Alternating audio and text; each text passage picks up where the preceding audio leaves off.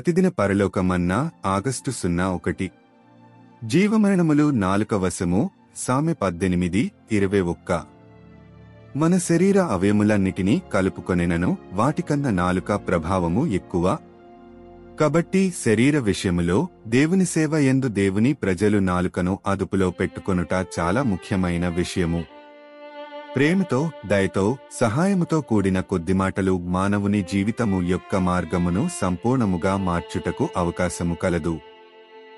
ఆవును జాతి యొక్క గమ్యమునే సరిచేయుటకు వారు ఎంతమట్టుకు పని చేయవలెను? చెడ్డమాటలు, దయలేని మాటలు, దూషించే మాటలు ఎంతో అన్యాయము, ఇతరుల గౌరవమును నాశనము చేయును. అపోస్తలుడు ప్రకటించినట్లు స్వభావము అగ్నిలో వేయుము, అట్టి మాటలు ఉద్రేకమును రేపును, కోపమును, విరోధము, అనాలోచిత మాటలు చేయును.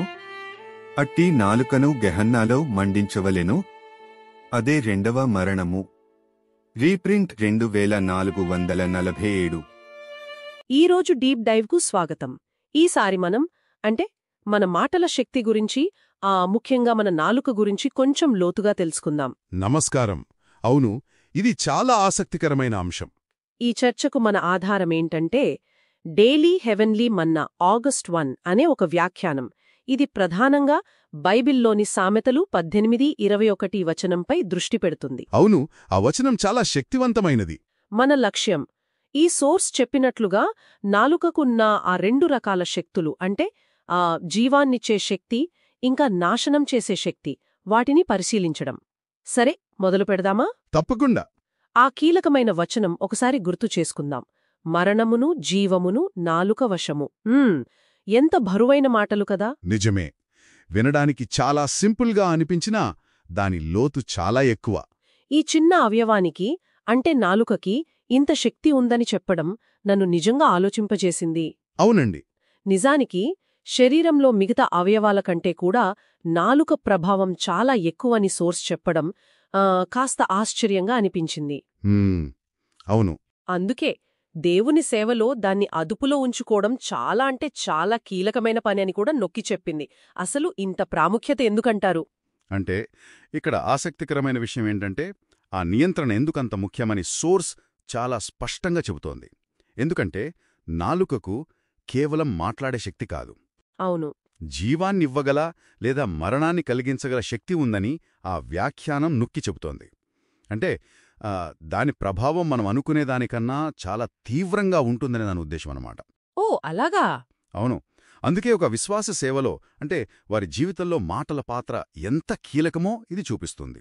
మాటల ద్వారా మంచి చేయొచ్చు లేదా హాని కూడా చేయొచ్చు, రెండూ సాధ్యమేనని స్పష్టం చేస్తుంది. మరి మంచివైపు చూస్తే కొన్నిసార్లు ఏమో చిన్న చిన్న దయగల మాటలు, సహాయపడే మాటలు ఒకరి జీవితాన్ని మొత్తం మార్చేయగలవని సోర్స్ చెబుతోంది. ఇది వింటుంటే వావ్ అనిపిస్తోంది. నిజమే. కొన్ని మాటలు ఏకంగా దేశాల భవిష్యత్తును కూడా ప్రభావితం చెయ్యగలవని అంటోంది. అంటే మాటలకు అంత పాజిటివ్ పవర్ ఎలా వస్తుందంటారు? అంటే సోర్సు నిర్దిష్టంగా పలానా చారిత్రక ఉదాహరణలు ఇవ్వలేదు, కాని ఆ సూత్రం యొక్క బలాన్ని మాత్రం చాలా గట్టిగా చెబుతోంది. సరే. ప్రోత్సాహం, సత్యం, దయ ఇలాంటి లక్షణాలతో కూడిన మాటలు వ్యక్తులలో, సమాజాలలో కూడా గొప్ప మార్పులు తీసుకురాగలవనే నమ్మకాన్ని ఆ వ్యాఖ్యానం వ్యక్తం చేస్తుంది. ఆసక్తికరంగా ఉంది. అంటే స్పెసిఫిక్ ఎగ్జాంపుల్స్ లేకపోయినా ప్రిన్సిపల్ మాత్రం స్ట్రాంగ్గా ఉందన్నమాట. మరి ప్రతికూల ప్రభావాల గురించి సోర్స్ ఎలా హెచ్చరిస్తోంది? నెగటివ్ ఎఫెక్ట్స్ గురించి కూడా అంతే తీవ్రంగా హెచ్చరిస్తోంది. చెడు మాటలు, కఠినమైన మాటలు, అబద్ధాలు, నిందలు ఇవన్నీ ఎంత అన్యాయాన్ని సృష్టిస్తాయో వివరిస్తుంది. వ్యక్తుల పరువు ప్రతిష్టలను పూర్తిగా నాశనం చేయగలవు అని కూడా చెబుతోంది. అంటే అసాసినేటెడ్ రెప్యుటేషన్స్ అన్న భావనతో పోల్చవచ్చు. అబ్బో, చాలా సీరియస్గా చెప్పినట్టున్నారు. అవును. ఇంకా అపొస్తలుడు యాకోబు చెప్పినట్లుగా ఇలాంటి మాటలు స్వభావక్రమామే తగలబెట్టగలవు అని కూడా సోర్సు ప్రస్తావించింది. అంటే దానర్థమేంటి?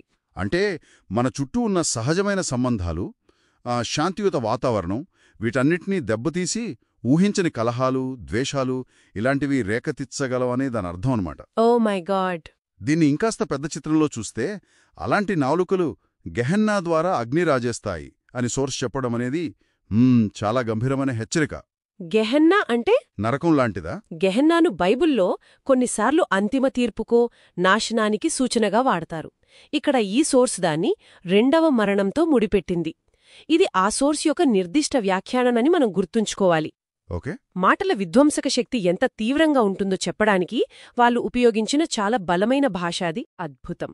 అంటే ఈ సోర్స్ మన ముందు పెడుతున్న విషయమేంటంటే నాలుక అనేది చాలా పవర్ఫుల్, ఒక రకంగా డేంజరస్ టూల్ లాంటిది. కరెక్ట్. అది జీవాన్ని నిర్మించగలదు లేదా పూర్తిగా నాశనం చేయగలదు. ఆ మధ్యస్థ మార్గం పెద్దగా లేనట్లే అనిపిస్తోంది ఈ వ్యాఖ్యానం వింటుంటే. అవును, దాదాపు అలాగే చెప్తుంది. ఇది నిజంగా మనం మాట్లాడే మాటల బరువును, బాధ్యతను గుర్తుచేస్తుంది కదా. ఖచ్చితంగా. సోర్స్ యొక్క ముఖ్య సందేశం కూడా అదేనండి.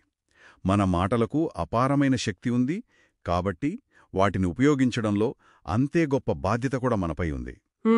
మనం పలికే ప్రతి మాట జీవాన్నో లేదా మరణాన్నో మోసుకురాగలదని ఈ వ్యాఖ్యానం చాలా బలంగా గుర్తుచేస్తుంది. మన మాటల బయటి ప్రభావం గురించి, అంటే ఇతరులపై, వాళ్ళ జీవితాలపై, సమాజంపై వాటి ప్రభావం గురించి సోర్స్ చాలా వివరంగా చెప్పింది. అదంతా బాగానే ఉంది. అవును. అయితే నాకు ఇప్పుడొక ఆలోచన వస్తోంది.